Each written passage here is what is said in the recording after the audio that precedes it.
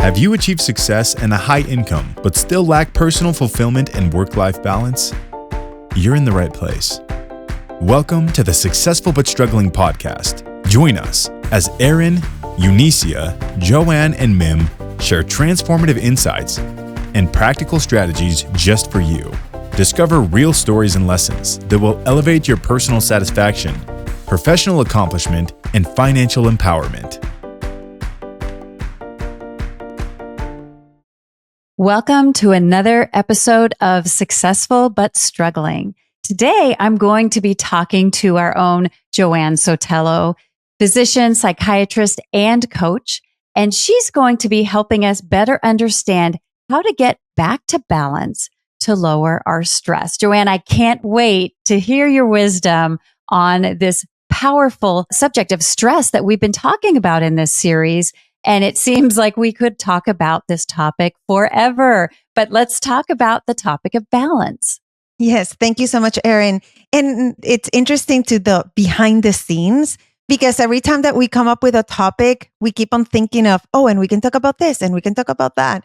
And we're here sharing our wisdom. And balance, I thought of it as such a big thing that it applies to everything. And then I was thinking it'd be the perfect timing, because I say this is the B word, not the B word that you might be thinking of, but it is one of those big words that we have to think of, because and I'll post it even as a question of, when you think of balance, what comes to your mind? If I just say, think of balance, and you could even think of a balance beam or balance in your checkbook. And then a lot of times what comes to mind is that phrase, work-life balance, which it almost has an automatic negative connotation from what I hear with a lot of the clients that I coach, a lot of the physicians. It's like the answer I get the most, it's what's that? Or I don't have it. So we already have a negative feeling about the word. So I'm here to challenge you to think of what comes to mind and how can we redefine that? Because unfortunately, the way that we think of balance a lot is as if it was this perfect allocation of time and energy that we have to put if you think of one of those balance things that we have to perfectly set professionally and then personally.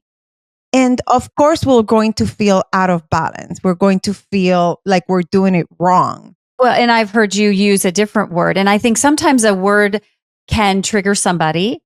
And so my goal as a coach is to find what's a different word that resonates. And one of the words I've heard you use frequently when balance doesn't work for the circumstance or the person is harmony. So tell us a little bit about maybe how harmony or some other terms can help us with our own definition of balance.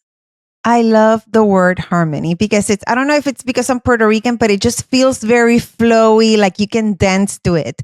And that is a good challenge, a good redefinition of this word, of how can you find this flow between in your different parts of your life, because it will never be perfect. We've talked about perfectionism and how it gets in our way. It's not going to be that.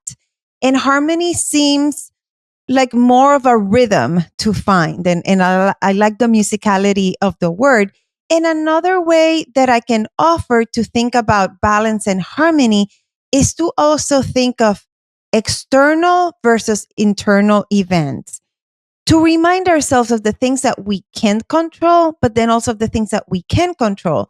And if we think about it in terms of the external factors, we can think of probably a lot of the things that we try to balance when we think of professional and personal, of thinking the kids and the soccer practice and it's back to school and the even other things like deadlines or medical appointments or external things like the weather or hurricane or you're moving or you had a job change. So many things that we can add to that list of external events that will affect our balance, but we might not be able to control them, versus the list of the things of the internal events. And what do I mean by that? And the reminder that we have some control over this, of what are you thinking? What are those recurring thoughts?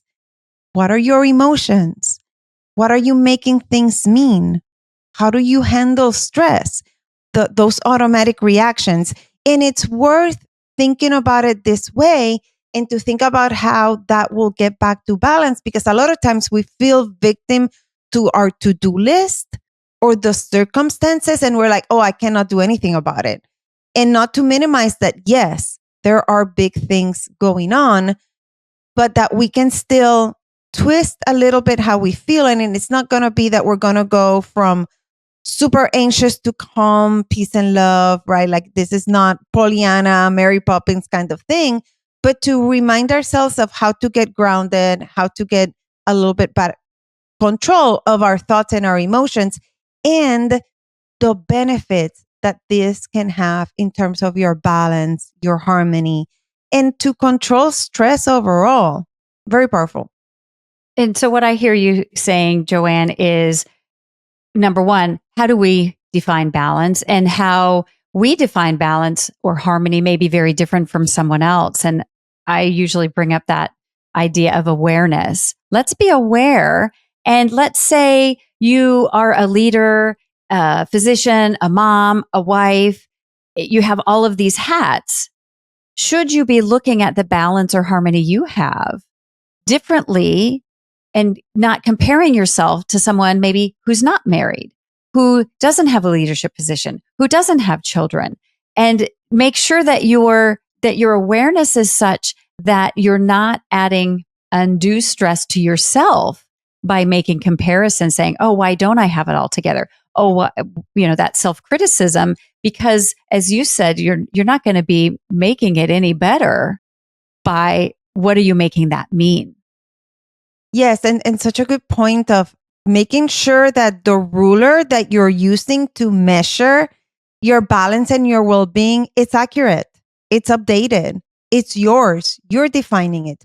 Because, and this might be a surprise coming from me as a psychiatrist and a coach, but again, the way we define work-life balance is a myth. It doesn't exist. And we almost have to start there, because we put all this external stressors to ourselves and the internal expectations as well. In that sense of we have to do it well. If not, then we'll be a failure. And yes, absolutely. And then also the season of your life of what's going on. It's, some of the things that we talk about in coaching a lot. These are very common topics for me to discuss when I'm coaching, because it's so easy for us to feel off, and we make ourselves feel like we're struggling more than we really are just because of how we're thinking about it. That's a really good point. And so is there a different way besides what you've already shared about thinking about balance or harmony or whatever word you want to use that might be different than the norm or might challenge our listeners' way of thinking when they think about balance and how it adds to or decreases their stress? Yes. And I actually came up with an acronym. I know it's very cheesy because the acronym is the word balance. And I have one key for each one of the letters. And think about it. I'm going to give you a lot of information. You don't have to think, oh, I have to do it all. Let's not let our perfectionism kick in. Just pay attention, listen to your gut, and see what makes sense. So the first letter, B, of balance, is boundaries. And like I've talked so much about how we can have multiple episodes just on boundaries. But I'll just leave you with boundaries is not just saying no to push things and people away, but rather how do you protect your space? And like we just said, how do you protect your space for what's really important with you in this time of your life based on how you want to define it? The second letter, A, is exactly what you said, Erin. Awareness. And I should have looked for an acronym that starts with A, because you are 100% correct. Awareness is key. Awareness is always so important. We need that clarity of where we are, where we want to go, what's important, what's in our way, and to recognize that a lot of times what's in our way, it's our own thoughts, our limiting beliefs.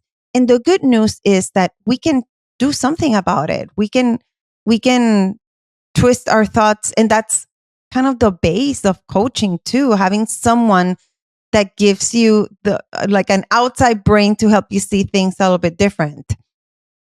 To move on, the next letter, L, this is a little different. You might have heard this before. It's language and focus. And this is a lot of what Tony Robbins talks about of what is the language? What are the words? Remember, words are very powerful. What's the language that you're using to talk to yourself? The words that we use after I am are very powerful. It's different when we're saying, I am grounded, I am empowered, I am smart, I can figure things out. It's very different than I am dumb, I cannot do this, I have no help. So you can see, and you can even think of times when you talk to yourself like that. We talk to ourselves in ways that we would never say out loud to someone else.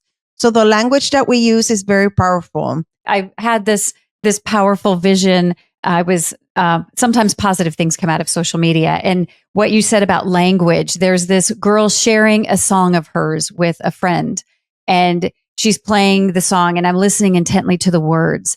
And as you listen to it, it sounds like a mean breakup between this girl and a girlfriend or boyfriend, and then it comes about that she's actually talking about herself. It's such a powerful, and the friend is looking at her like, oh my gosh. And it's so genius because it's raising that awareness about we're with ourselves 24/7. The language we tell ourselves about ourselves. We often would never say that to a best friend, a sister, a parent. And yet think about what you're telling yourself and the impact that has. And please start paying attention and raise your awareness, and then just knock that off. Yeah, right. I love that. Yeah, I love that we're shifting that. Like we're hearing more messages like that. And then in that same line, it's what we focus on. And because again, what Tony Robbins says, what's wrong is available, but so is what is right.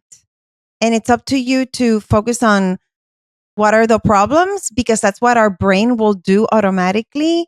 Or you can focus on what are possible solutions. And again, it's not Pollyanna toxic positivity of, oh, just be positive. That's not at all what I'm saying. You acknowledge what's going on, and then you choose what you want to focus on. So those are two very, very powerful tools. So again, the L, language and focus. The next A, which I love, love, love talking about this, is align with values. And actually in my coaching program, I have a session just about values. And it's worth doing this. And this is maybe like a little challenge for you all. Google a list of values. There's actually a pretty cool one from Brené Brown that you can Google. It's readily available. And circle what are the top 15, then narrow it down to 10 and then put them in order. In this season of your life, based on your current priorities. Those are the distinctions. Because like you were saying earlier, Erin, it's if we're using the wrong ruler to measure ourselves, we are always going to feel misaligned and we are going to feel stress. It's going to happen. That's a really important one that we don't think of. In that definition or that awareness of season. And I remember hearing that one time from a very powerful leader about it may not be your season. And as a mom, as a physician, as a leader in my organization, that thought had never crossed my mind.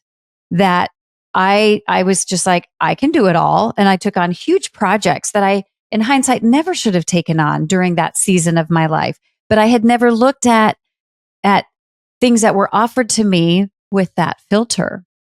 And when we can say, oh, of course I can't take this on while, my partner is away for months at a time. Let me wait until it's the right season. And then it feels so much better. Yeah.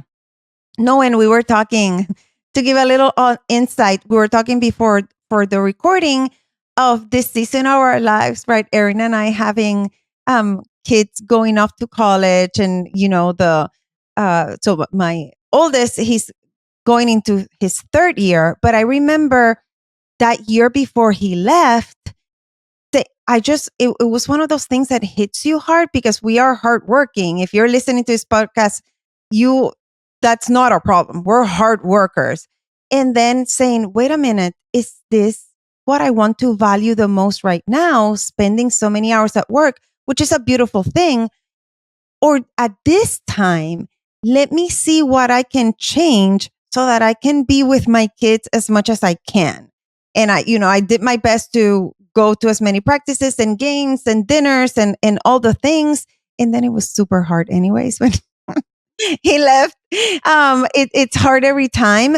And it gets better. And we were talking about that, with Erin's daughter having a big move, just a couple of weeks ago. So, right. Like those are transitions and those are good examples and they're not forever, but those probably were not the times to be overcharging our schedule with a lot of other good things. And like, you guys hear us a lot talk about our mentor, Brendan Bouchard, of then saying a lot of times you have to choose between two good things. So it's not, if it were easy, we wouldn't be having to talk about it, but there's seasons in our lives and there's times to prioritize some things more than others. And, and then I have times where it's a little bit easier and I can focus a little bit more on my coaching and my own personal growth. So those are things that keep us in balance too. Yeah. And I think the other piece of that, I just had a conversation with this during the group coaching session that I led earlier this week, is sometimes you learn the skill, let's say, of boundary setting or changing priorities so you can spend more time with your child while they're still at home. And there's a feeling that can get in the way of it having the effect it should, and that's guilt. When you say something and you carry with you guilt because you said no because of it. I had to learn this from my own coach, and then I help pass it on to the clients that I coach, is guilt doesn't serve anyone. There may not be zero purpose for guilt, and it may be harming you and the person that you're trying to help or support. And can we learn to set those boundaries? Can we learn to shift our priorities and let go of the guilt so we can fully step into the benefits, not increase our stress, right? Because guilt usually increases our stress. And different than if I said something mean to my friend Joanne, I feel guilty about it and say, oh, that shouldn't have happened. But when I make a boundary so that I can spend more time with my child before they go off to college, I shouldn't be feeling guilt. That right now in this season, as Joanne said, is my priority. Yeah. No, and it should be actually the opposite. We should celebrate it that we're doing it. And I want to say that in a couple of episodes ago, I was recording with Eunicia and we talked a lot about guilt, because guilt is one of those very dark emotions that are so heavy and it blinds us from other things. And sometimes we know it's going to be there. We just need to make sure that it doesn't drive the car. It might be in the passenger seat. We might want it in the back row. Definitely not driving. But you're right. How beautiful that you could acknowledge it and be, this is a default that I have because my brain is so structured to work hard and do these things. And when I'm working to shift that and be aligned with my values and my priorities, and I take actions that actually serve me more for what I want, guilt might creep in. And that's okay. I just need to acknowledge it and say, not now. I'm not going to talk to it. I'm not going to let you bring me down. This is actually a good thing. And then you sprinkle it with a celebration of how beautiful that I was able to put aside some business decisions to prioritize my kid. That we need to start normalizing that more and more. I love that we get to talk about that in this podcast as well. Mm-hmm. And so you were talking about alignment with your values and in this word balance, to create more balance. What's the N stand for? Thank you for bringing me back. So what letter am I in? Okay. N is nurture yourself. And this goes again to, we've talked about this so much. Prioritize self-care is the groundwork for stress reduction. We cannot do anything if we're not taking care of ourselves. And we can go on and on and on, a gigantic tangent here. So I'm going to on purpose not go over all the things as we talked about it. But remember, what are those things? What are the basics that you're needing in terms of sleep and food and supplements and mindfulness? And then also, what are some little treats? Do you like getting your nails done? And talk about guilt without guilt. So, N, nurture yourself. So important. The next one, C, I love this one. We talked about it. And I love that we have this as a foursome here. Connection. Connection. We heal even the most traumatic things in connection. And it's the power of the interconnectedness of how we can exponentially get better. But I'll give it a little extra.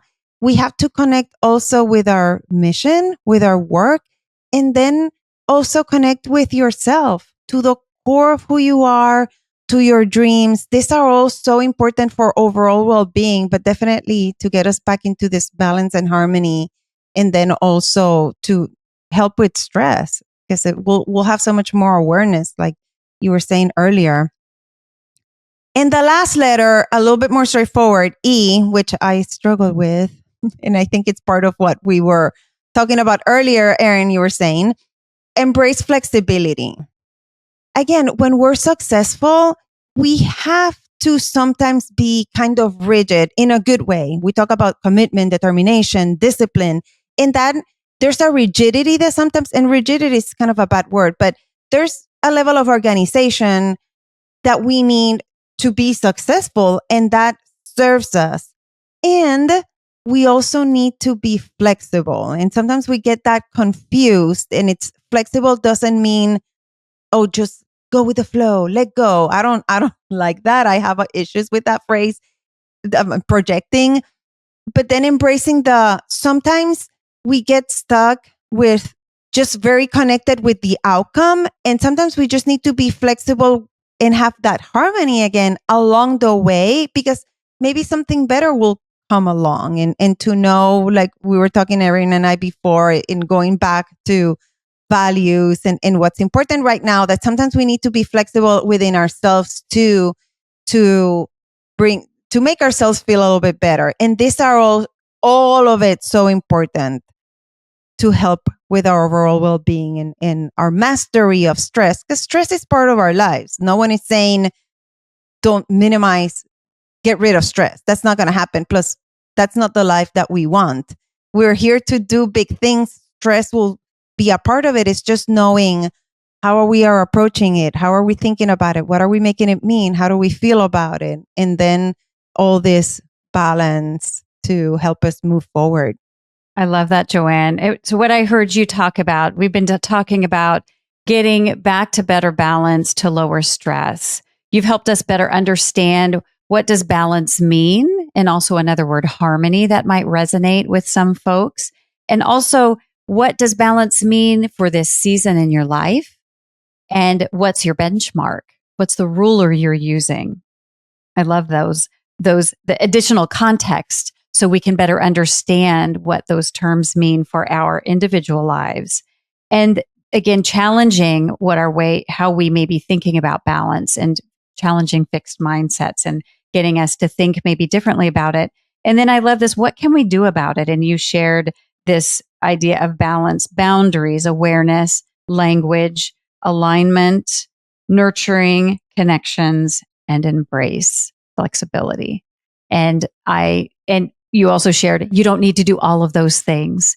If you can pick one and do it consistently most days, think about where you'll be in a week, 2 weeks, 3 weeks. And those tiny little steps that can make little adjustments in our lives can oftentimes be more impactful than trying to do one big thing. And with that, Joanne, I'm wondering, what additional thoughts do you have on this topic of stress and balance? And I will repeat what you just said, because I want you to hear these words. And plus, if you missed one of them, but I want you to listen to me saying them out loud and kind of turn on your intuition and see which word you feel in a different part of your body that stands out. So B for boundaries, A for awareness, L for language and focus, A for align with your values, N for nurture, mainly self-care, C for connection with others, your mission, and the core of who you are, and E to embrace flexibility. Because if whatever resonates with you, just focus on that one and you'll start noticing how life will start to feel better. Joanne, what a powerful message today on bringing more balance to decrease our stress. And if you want to connect with us more, you can head to our website at successfulbutstruggling.com. And we'll see you in the next episode. Don't miss out on more strategies that will elevate you to new heights. Visit successfulbutstruggling.com now, where you'll discover exclusive resources and the opportunity to connect with each of us individually. There you can dive deeper into how you, too, can take your personal and professional game to the next level. And if you're serious about optimizing your results, take 2 quick steps now. Number 1, connect with us on the website. And number 2, tune in to the next episode.